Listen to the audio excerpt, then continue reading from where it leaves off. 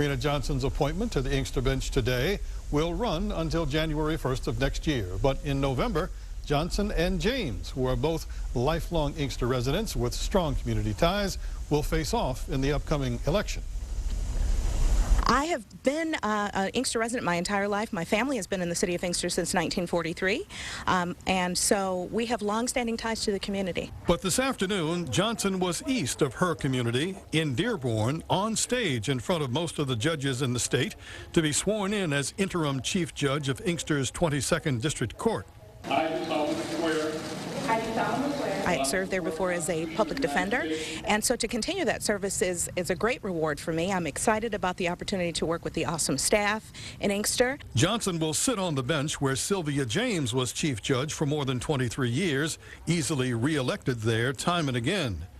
But James was removed from the bench this summer in the months following the 7 Action News investigation into James' misuse of court funds, nepotism, and other misconduct. Even after some justices deemed James unfit to return to the bench, Inkster voters gave her more votes than any other candidate in the August primary. Johnson must beat James in November to keep the seat that she has been appointed to. How are you going to work out what you have to do as a campaigner versus what you have to do on the bench?